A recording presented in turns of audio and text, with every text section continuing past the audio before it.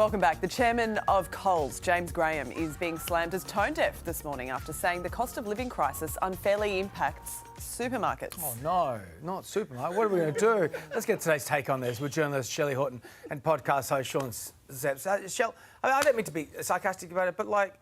Oh, yeah, let's be sarcastic about it. He's saying we're politicising supermarkets, though. Look, is that fair? 100% it's fair because it's not just politicising it. It is. We have facts behind it. There's this little thing called the ACCC. They're doing a little bit of an investigation, and these guys are defrauding us. There's price gouging. They've made a $1.1 billion profit last year. That is not okay. I really think that it was incredibly tone deaf, and also. Everyone, it's just time to support the little people. Let's go to the farmers' markets and stuff. I just want to talk about the property they own. Yeah. Oh, yes. We haven't even discussed that. That was very interesting. Well, what do you make of all this, Sean? Well, I guess we could play devil's advocate just to have a little bit of fun. Is the comment tone deaf? I think so, but it is a political issue. The way we think about import and export, the way we think about cost of living and how we run businesses, it is expensive. The fact that we didn't consider making that the conversation, opening the door to have more conversations with politicians or everyday people in local communities to talk about the impact felt like a big mistake. But I believe that this is an issue in every country, including America. Supermarkets are a touch point for everyone. We all go every day. It is easy for us to get frustrated by a cost that we see all the time. And so it's an easy person to blame. Yeah. Well, they are not the only supermarket. I'm happy to blame them. Well, Coles isn't the only one in hot water. Yeah. Parents this morning are pretty mad at Woolworths for partnering with gaming giant Roblox. Now, I don't let my kids play Roblox for a lot of reasons, but a lot of it's because kids on Roblox, if the settings aren't right, you are online. Young kids are online, and they're online with predators, and that is really scary. So Woolworths partnering with this, I have an issue with it, Josh. Sorry, Sean. I'm thinking about your husband. I'll take it. I'm thinking about your husband. Mr. Zepp. I also don't have my children on Roblox. I understand that this is a really sensitive issue amongst parents. But devil's advocate one more time. Coming from a marketing background, we make decisions about who to partner with based off of user behavior. If we want to engage with families and get them to come into our store, then we meet people where they are. We pick Pokemon or Disney, and there are issues with both of those businesses. Roblox is popular in Australia. It is amongst children. Who's to blame if they're playing? It's us, it's the parents. It's up to us to decide if our kids do it. So I just don't think you're walking into a supermarket and you're shopping and you see the little Woolies gif and you go, I'm gonna let my kids play Roblox now. Well, because I guess the point you're making also is that Roblox isn't the only platform on the internet where there are issues. Yeah, I know, but this is where families go to shop. So I think that there should be more responsibility from Woolworths. I completely understand the scariness of the fact that you don't know who is on that platform playing, games with your kids. I also have issues that it's kind of, to me, feels like a gateway drug to gambling because there's quite a lot that is very similar to poker machines. You're exchanging money. I just think that there's not really many positives out of it, and I'm not happy. My other problem is, and this is no shade to any parents out there who kids are online. My kids have screens and all that sort of stuff too. But we're asking kids not to be online at the age of 16 on social media. And these things are also gateways to that.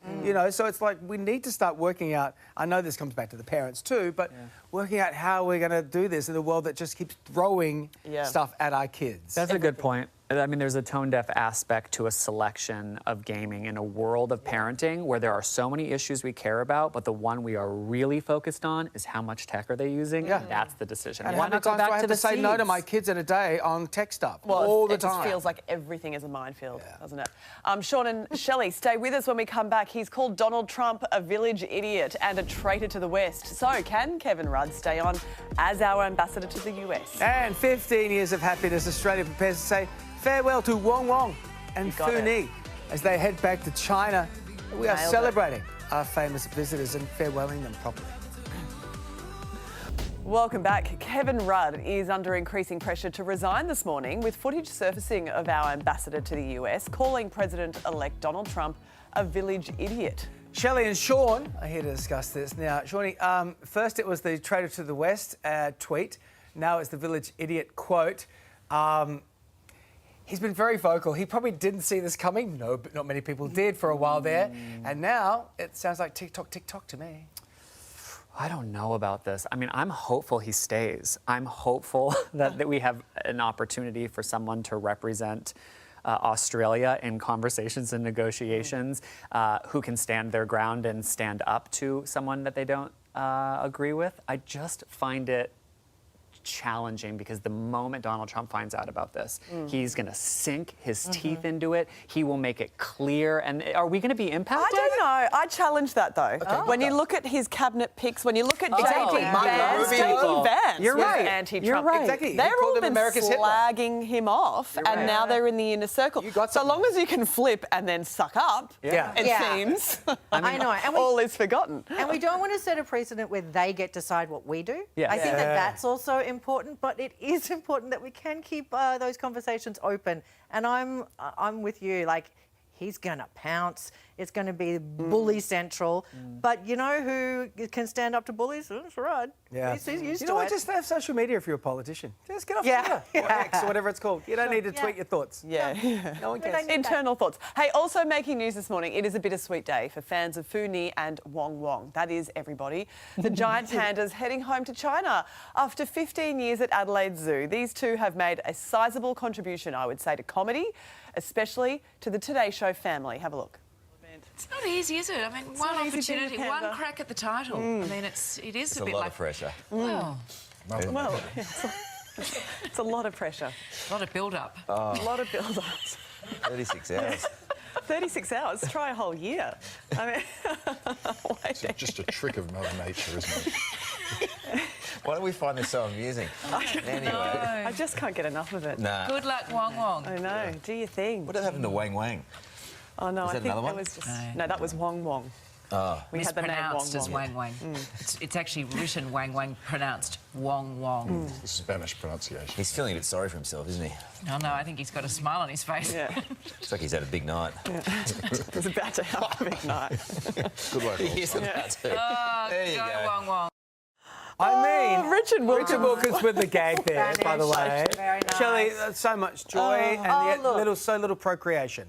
Exactly, right? It's pandemonium. Yeah. But also, I'm kind of like, they eat shoots, not roots. Yeah. That's kind of what it was been happening. We've been waiting a long time, but They yes, couldn't we seal the love deal. the pandas. We love them. Look, they had one job. They didn't do it.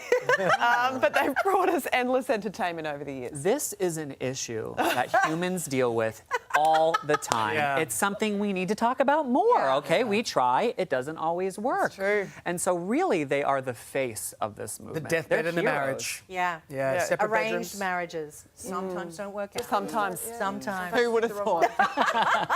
Thank you both for being here. Good to see you. Lovely Thank to you see both. you. See you soon. Straight ahead, he's the Aussie actor starring...